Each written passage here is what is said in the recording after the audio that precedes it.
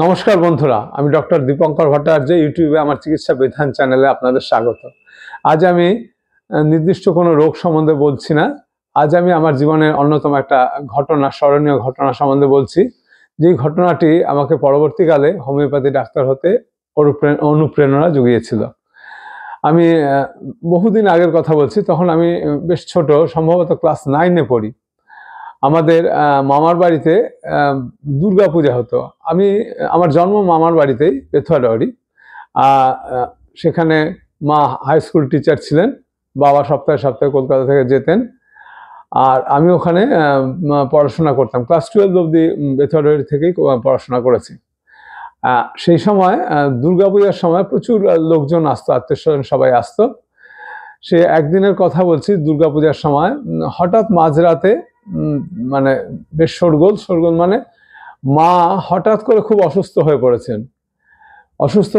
মানে কি, এমন অবস্থা, মানে জিভ বিরাট ভাবে বেরিয়ে এসছে, চোখ টোক ঠেলে বেরিয়ে এসছে।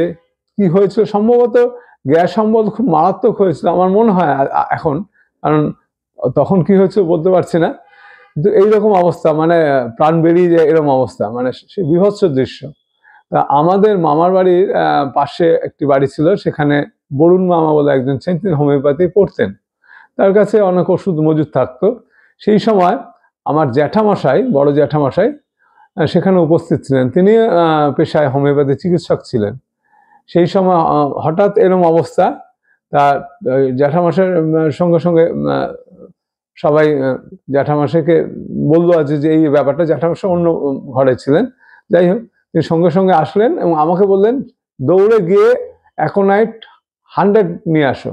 তখনকার দিনে, এখন যেমনি অ্যাকোনাইট 230 এসব হয়, তখন অ্যাকোনাইট 100 ছিল, 200 ছিল না।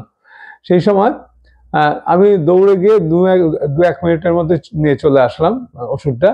এবং এই যে ব্যাপারটা ঘটেছিল, সেই দেখা দেখি বাবাও প্রচণ্ড অসুস্থ হয়ে পড়লেন। মানে তিনিও কাটা বা পাঠার মতো ছটফট করছিলেন, মানে তারও অবস্থা খুব সঙ্গীন সেই সময়। আর ওই ওষুধটা আনার পরে জ্যাঠামশাই 2 ফোঁটা মার জিভে এবং 2 ফোঁটা বাবার জিভে দিয়ে দিলেন আর কি।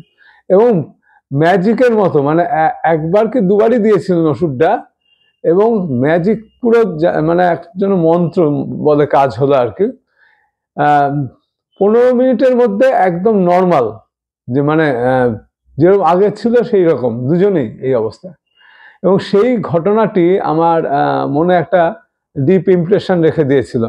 পরবর্তীকালে আমি বিএসসি পাশ করার পর যখন অন্য কি করব ভাবছি, সেই সময় আমার পিস্তত দাদা, তিনি বাইরে থাকতেন আমেরিকায়, তিনি এসেছিলেন। তিনি আমাকে ওই হোমিওপ্যাথি পড়ার জন্য যখন সাজেশন দিলেন, আমার সেই ঘটনাটার কথা মনে পড়লো এবং আমি সেই জন্য আর কোনো রকম দ্বিরুক্তি করিনি, আমি সঙ্গে সঙ্গেই রাজি হয়ে গেছি। এই হচ্ছে আমার জীবনে একটা স্মরণীয় ঘটনা। যাই হোক, এটি বললাম। যদি ভালো লাগে আপনাদের মতামত জানাবেন। নমস্কার।